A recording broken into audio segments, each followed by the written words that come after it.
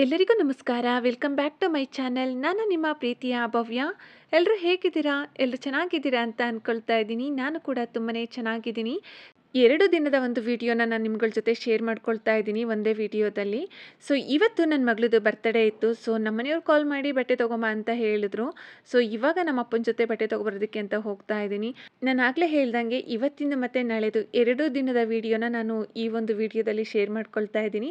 So friends, ನನ್ನ ಈ ಒಂದು ಚಾನಲ್ಗೆ ನೀವೇನಾದರೂ ಹೊಸಬ್ರಾಗಿದ್ದರೆ ದಯವಿಟ್ಟು ಸಬ್ಸ್ಕ್ರೈಬ್ ಮಾಡ್ಕೊಂಡು ನೋಡಿ. ಹಾಗೆಯೇ ಈ ಒಂದು ವಿಡಿಯೋ ನಿಮಗೇನಾದರೂ ಇಷ್ಟ ಆಯಿತು ಅಂತ ಅಂದರೆ ಒಂದು ಲೈಕ್ ಮಾಡಿ, ಕಮೆಂಟ್ ಮಾಡಿ, ಶೇರ್ ಮಾಡಿ. ವಿಡಿಯೋನ ಎಲ್ಲೂ ಕೂಡ ಸ್ಕಿಪ್ ಮಾಡದೆ ಪೂರ್ತಿಯಾಗಿ ನೋಡಿ ಫ್ರೆಂಡ್ಸ್. ಬನ್ನಿ ಹಾಗಾದರೆ ಇವತ್ತಿನ ಒಂದು ವಿಡಿಯೋನ ಶುರು ಮಾಡೋಣ. ಬೆಳಗ್ಗೆ ಸ್ಕೂಲ್ಗೆ ಹೋಗಬೇಕಾದ್ರೆ ಅವಳಿಗೆ ನಾನು ಸ್ಟಿಚ್ ಮಾಡಿರೋಂಥ ಒಂದು ಬಟ್ಟೆ ಇತ್ತು, ಅದನ್ನು ಹಾಕಿಬಿಟ್ಟು ಕಳಿಸಿದೆ. ಸೊ ಇವಾಗ ಬರ್ತಿದ್ದಂಗೆ ಕೇಳಿದ್ಲು ಬಟ್ಟೆ ತೊಗೊಂಬರಲ್ವಾ ಅಂತ. ಸೊ ಅದೇ ಸಮಯಕ್ಕೆ ನಮ್ಮ ಮನೆಯವ್ರು ಫೋನ್ ಮಾಡಿ ಹೋಗಿ ಬಟ್ಟೆ ತೊಗೊಂಬ ಅಂತ ಹೇಳಿದ್ರು. ಸೊ ಹಾಗಾಗಿ ನಾನು ನಮ್ಮಪ್ಪ ಹಾಗೆಯೇ ನನ್ನ ಮಗಳು ಹೋಗ್ತಾ ಇದ್ದೀವಿ. ಇವಾಗ ಆಲ್ರೆಡಿ ಟೈಮು ಒಂದು 3:45 ಆಗಿದೆ. ಸೊ ಇವಾಗ ಹೋಗಿ ಬರೋ ಅಷ್ಟರೊಳಗಡೆ ಏನಿಲ್ಲ ಅಂತ ಅಂದ್ರೂ ಒಂದು 6 ಗಂಟೆ ಇಲ್ಲದೇ ಮನೆಗೆ ಬರೋಕ್ಕಾಗಲ್ಲ. ಯಾಕೆ ಅಂತ ಅಂದರೆ ನಾನು ಬಟ್ಟೆ ತರೋಕೆ ಹೋದರೆ ಅದು ಲೇಟೇ ಆಗೋದು ಅಲ್ಲಿ ಇಲ್ಲಿ ಅಂತ ನೋಡಿಕೊಂಡು. ಸೊ ಸಿಂಪಲ್ ಆಗಿರೋದನ್ನೇ ತೊಗೊಂಬ ಅಂತ ಹೇಳಿದ್ರು. ಅವ್ರಿಗೇನು ಸಿಂಪಲ್ ಅಂತ ಹೇಳ್ತಾರೆ, ಬಟ್ ನಮ್ಗೆ ಇಷ್ಟ ಆಗಬೇಕಲ್ವಾ. ಇನ್ನು ಬರ್ತಡೇ ಅಂತ ಬಂದರೆ ಬಟ್ಟೆ ಮತ್ತು ಕೇಕು, ಸ್ವಲ್ಪ ಚಿಕನ್ ತೊಗೊಬಂದು ಮಾಡ್ಕೊಂಡು ಊಟ ಮಾಡ್ಕೊಂಡು ಕೇಕ್ ಕಟ್ ಮಾಡಿಸ್ಕೊಂಡು ಇಷ್ಟು ನಮ್ಮದು ಬರ್ತಡೇ. ಜೋರೇನಿಲ್ಲ. ಸೊ ಅಂದರೆ ಮಕ್ಕಳಿಗೆ ಅದೇ ಒಂದು ಸಂಭ್ರಮ.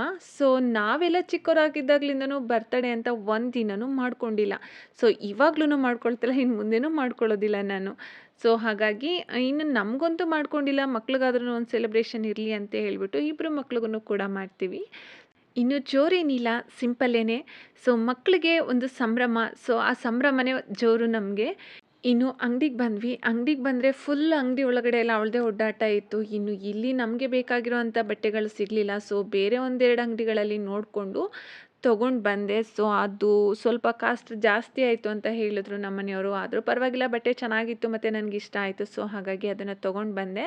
ನಾನು ಆಗಲೇ ಹೇಳ್ದಂಗೆ 6 ಗಂಟೆ ಆಗುತ್ತೆ ಅಂತ ಅಂದ್ಕೊಂಡೆ. ಸೊ ಇನ್ನೂ ಒಂದು 1/4 ಗಂಟೆ ಜಾಸ್ತಿನೇ ಆಗಿತ್ತು. ಅಷ್ಟರೊಳಗಡೆ ನಮ್ಮ ಮನೆಯವರು ಚಿಕನ್ ಎಲ್ಲ ತೊಗೊಂಬಂದಿದ್ರು. ಸೊ ಅದನ್ನೆಲ್ಲ ನಾನು ರೆಡಿ ಮಾಡ್ತಾ ಇದ್ದೀನಿ. ಇನ್ನು ನನ್ನ ತಂಗಿ ಫ್ಯಾಮಿಲಿಯವ್ರು ಬರ್ತಾರೆ ಅಂತ ಅಂದ್ಕೊಂಡ್ವಿ. ಹುಷಾರಿಲ್ಲ, ಬರೋಕ್ಕಾಗೋದಿಲ್ಲ, ಮಕ್ಕಳನ್ನ ಕಳಿಸ್ಕೊಡ್ತೀನಿ ಅಂತ ಹೇಳಿದ್ರು. ಸೊ ಇನ್ನೂ ನನ್ನ ಮಗ ಮತ್ತು ಹಾಗೆಯೇ ನನ್ನ ತಂಗಿ ಮಗಳು ಇಬ್ಬರೂ ಆಟೋ ಮಾಡಿ ಕಳಿಸಿದ್ದೀನಿ ಅಂತ ಹೇಳಿದ್ರು. ಸೊ ಹಾಗಾಗಿ ನಾನು ಒಬ್ಬಳೇ ಅಡುಗೆ ಎಲ್ಲ ಮಾಡಿದೆ. ನಾನು ಒಬ್ಬಳೇ ಇದ್ದಿದ್ದರಿಂದ ನೈಟ್ ವಿಡಿಯೋ ಎಲ್ಲ ಮಾಡೋದಕ್ಕಾಗಲಿಲ್ಲ. ಅಡುಗೆ ಮಾಡಿಕೊಂಡು ಮಕ್ಳುಗಳನ್ನ ಮೇಂಟೈನ್ ಮಾಡೋದೇ ಆಗೋಯಿತು. ಸೊ ಇನ್ನು ಕೆಲವೊಂದು ಫೋಟೋಸ್ ಎಲ್ಲ ತೆಗೆದಿದ್ದಾರೆ ನಮ್ಮ ಮನೆಯವರು, ಹಾಗೆಯೇ ನನ್ನ ಮಗ ಎಲ್ಲರೂ ತೆಗೆದಿದ್ದಾರೆ. ಆ ಒಂದು ವಿಡಿಯೋನ ಸಪ್ರೇಟಾಗಿ, ಆ ಒಂದು ಫೋಟೋಸ್ ಎಲ್ಲ ನಾನು ಸಪ್ರೇಟಾಗಿ ನಾನು ನಿಮ್ಗಳ ಜೊತೆ ಶೇರ್ ಮಾಡ್ಕೊಳ್ತೀನಿ. ಸೊ ಇದು ಅದೇ ವಿಡಿಯೋ ಮಾರ್ನಿಂಗು, ಬರ್ತ್ಡೇ ಆಗಿದ್ದು ಮಾರ್ನಿಂಗ್ ವಿಡಿಯೋನ ನಾನು ನಿಮ್ಗಳ ಜೊತೆ ಶೇರ್ ಮಾಡ್ಕೊಳ್ತಾ ಇದ್ದೀನಿ.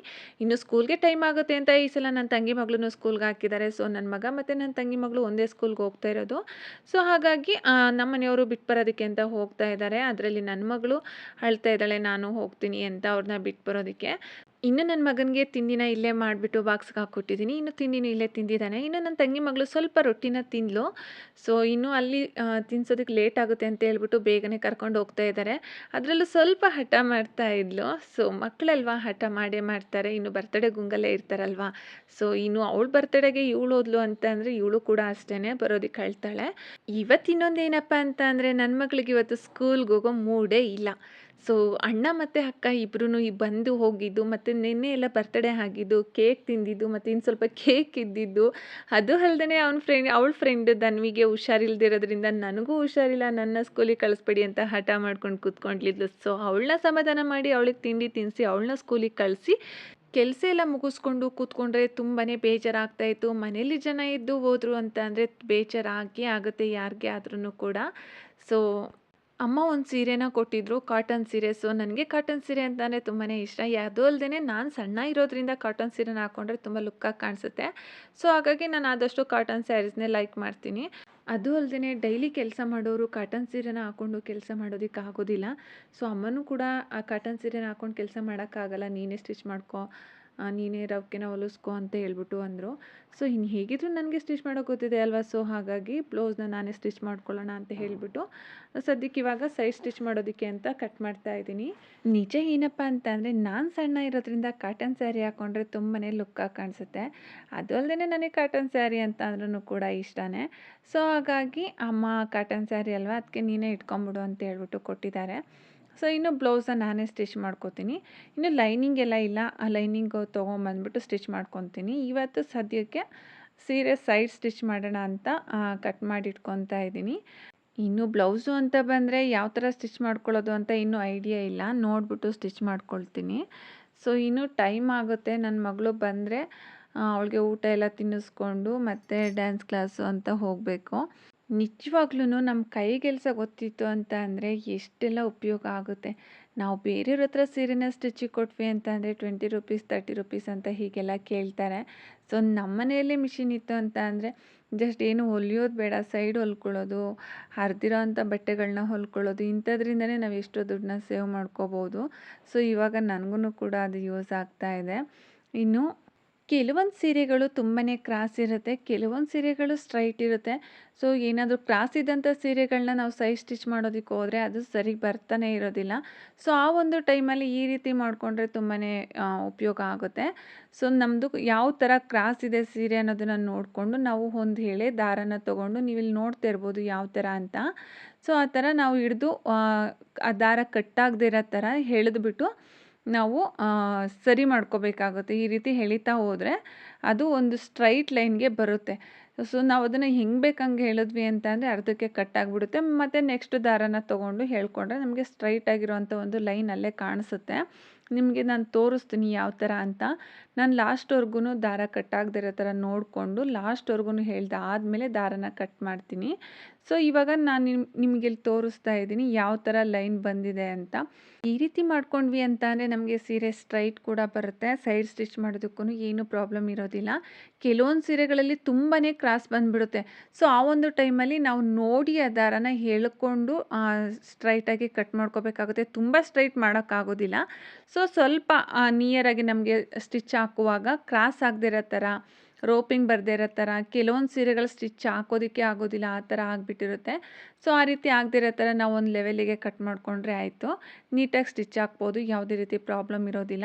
ಇನ್ನು ನನ್ನ ಮಗಳು ಬರೋದಕ್ಕೆ ಆಲ್ರೆಡಿ ಟೈಮ್ ಆಗಿತ್ತು. ಸೊ ಅವಳು ಬರೋದ್ರೊಳಗಡೆ ಮುದ್ದೆ ಮಾಡಿಬಿಡೋಣ ಅಂತ ಮಾಡ್ತಾಯಿದ್ದೀನಿ.